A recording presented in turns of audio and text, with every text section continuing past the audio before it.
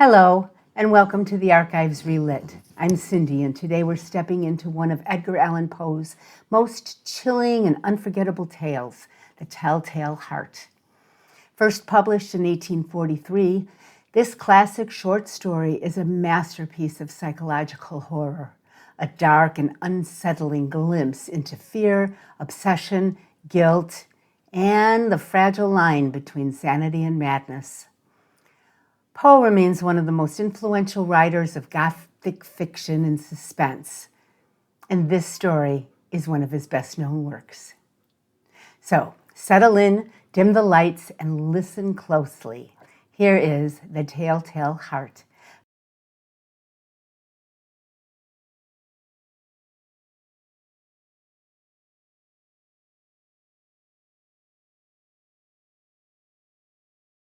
True, nervous, very, very dreadfully nervous I had been and am. But why will you say that I am mad? The disease had sharpened my senses, not destroyed, not dulled them. Above all was the sense of hearing acute. I heard all things in the heaven and in the earth. I heard many things in hell. How then am I mad? Hearken, and observe how healthily, how calmly I can tell you the whole story. It is impossible to say how first the idea entered my brain, but once conceived it haunted me day and night. Object there was none. Passion there was none. I loved the old man. He had never wronged me. He had never given me insult. For his gold I had no desire. I think it was his eye. Yes, it was this. He had the eye of a vulture, a pale blue eye, with a film over it. Whenever it fell upon me, my blood ran cold, and so by degrees, very gradually, I made up my mind to take the life of the old man, and thus rid myself of the eye forever. Now this is the point. You fancy me mad? Madmen know nothing. But you should have seen me. You should have seen how wisely I proceeded. With what caution, with what foresight, with what dissimulation I went to work. I was never kinder to the old man than during the whole week before I killed him. And every night, about midnight, I turned the latch of his door and opened it. Oh, so gently. And then, when I had made an opening sufficient for my head, I put in a dark lantern, all closed, that no light shone out, and then I thrust in my head. Oh, you would have laughed to see how cunningly I thrust it in. I moved it slowly, very, very slowly, so that I might not disturb the old man's sleep. It took me an hour to place my whole head within the opening so far that I could see him as he lay upon his bed. Ha ha! Would a madman have been so wise as this? And then, when my head was well in the room, I undid the lantern cautiously. Oh, so cautiously. Cautiously, for the hinges creaked. I undid it just so much that a single thin ray fell upon the vulture eye, and this I did for 7 long nights, every night just at midnight. But I found the eye always closed, and so it was impossible to do the work, for it was not the old man who vexed me, but his evil eye. And every morning, when the day broke, I went boldly into the chamber and spoke courageously to him, calling him by name in a hearty tone, and inquiring how he has passed the night. So you see he would have been a very profound old man. Indeed, to suspect that every night, just at 12, I looked in upon him while he slept. Upon the 8th night I was more than usually cautious in opening the door. A watch's minute hand moves more quickly than did mine. Never before that night had I felt the extent of my own powers, of my sagacity. I could scarcely contain my feelings of triumph. To think that there I was, opening the door, little by little, and he not even to dream of my secret deeds or thoughts. I fairly chuckled at the idea, and perhaps he heard me. for he moved on the bed suddenly, as if startled. Now you may think that I drew back, but no. His room was as black as pitch with the thick darkness, for the shutters were close fastened through fear of robbers, and so I knew that he could not see the opening of the door, and I kept pushing it on steadily, steadily. I had my head in and was about to open the lantern when my thumb slipped upon the tin fastening, and the old man sprang up in bed, crying out, "Who's there?"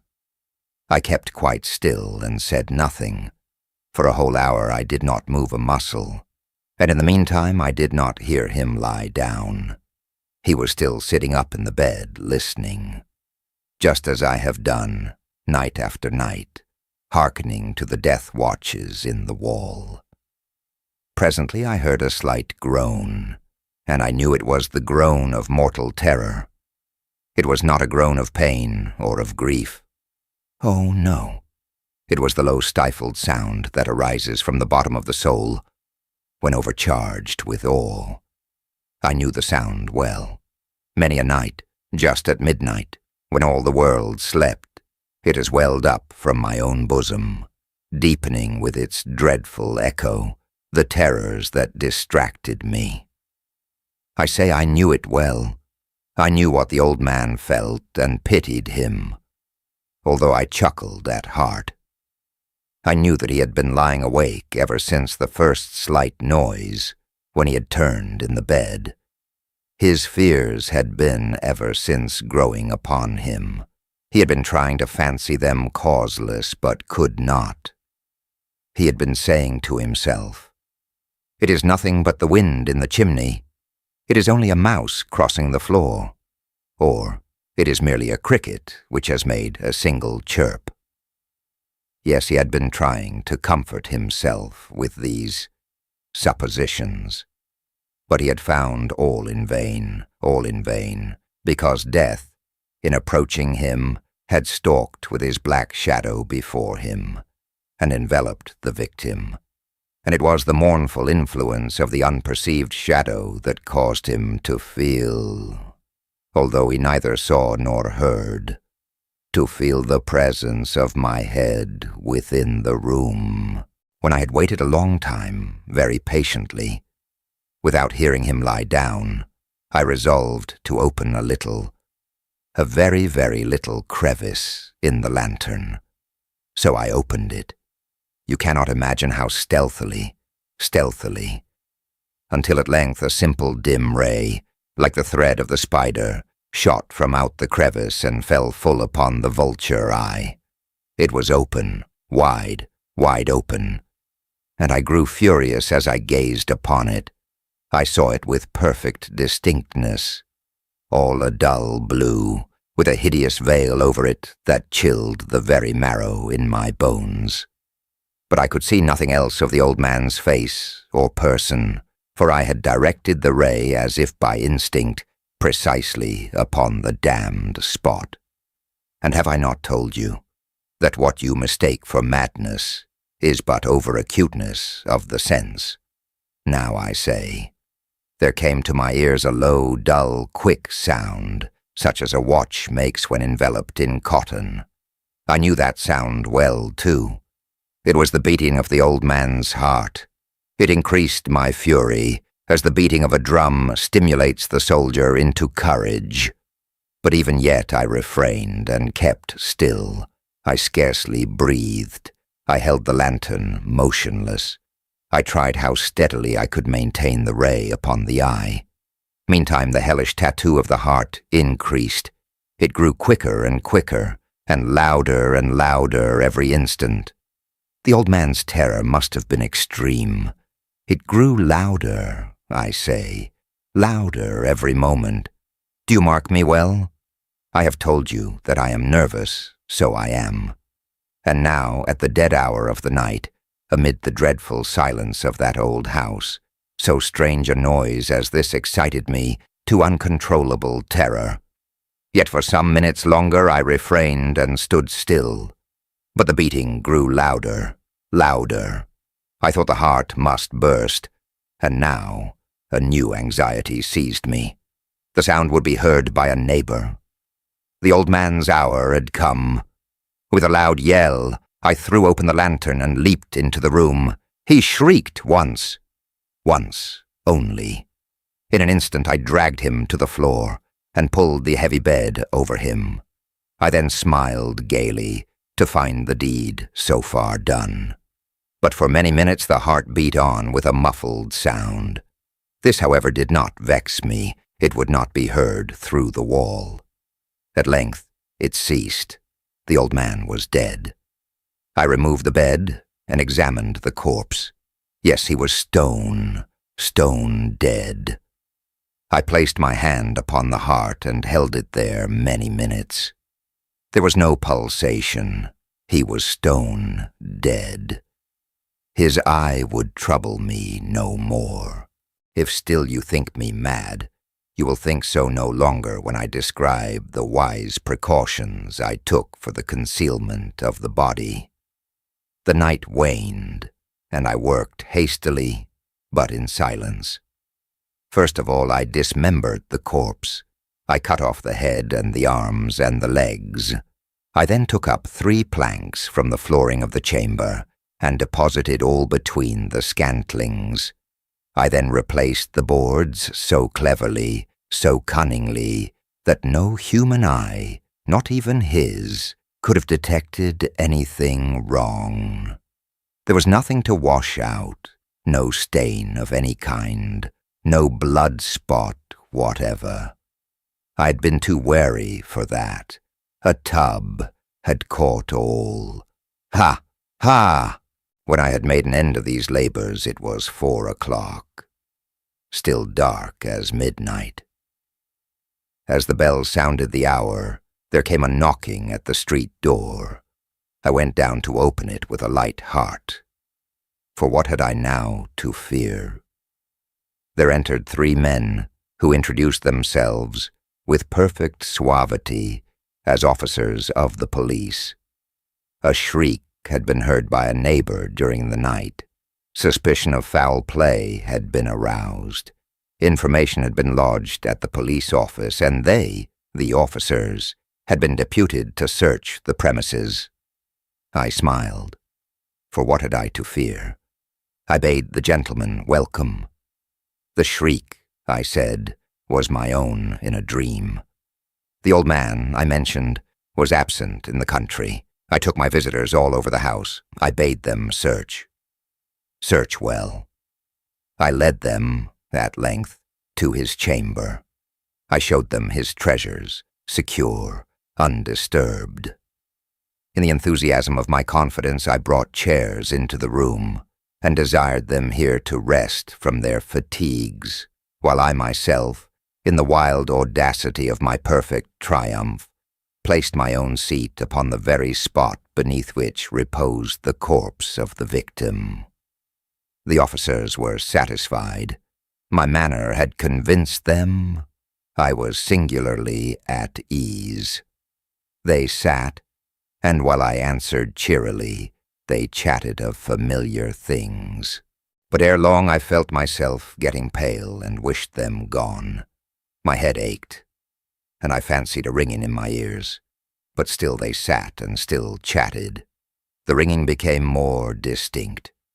It continued and became more distinct. I talked more freely, to get rid of feeling, but it continued and gained definiteness, until at length I found that the noise was not within my ears. No doubt I now grew very pale, but I talked more fluently and with a heightened voice. Yet the sound increased, and what could I do? It was a low, dull, quick sound, much such a sound as a watch makes when enveloped in cotton. I gasped for breath, and yet the officers heard it not. I talked more quickly, more vehemently, but the noise steadily increased. I arose and argued about trifles, in a high key and with violent gesticulations, but the noise steadily increased. Why would they not be gone? I paced the floor to and fro with heavy strides, as if excited to fury by the observations of the men. But the noise steadily increased. Oh God, what could I do? I foamed, I raved, I swore. I swung the chair upon which I had been sitting and grated it upon the boards, but the noise arose over all and continually increased. It grew louder, louder, louder. And still the men chatted pleasantly and smiled. Was it possible they heard not? Almighty God! No, they heard, they suspected, they knew. They were making a mockery of my horror.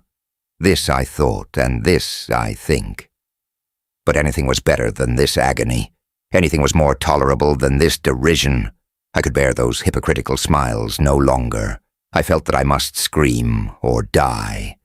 And now, again, hark, louder, louder, louder, louder. Villains, I shrieked, dissemble no more. I admit the deed. Tear up the planks. Here, here. It is the beating of his hideous heart.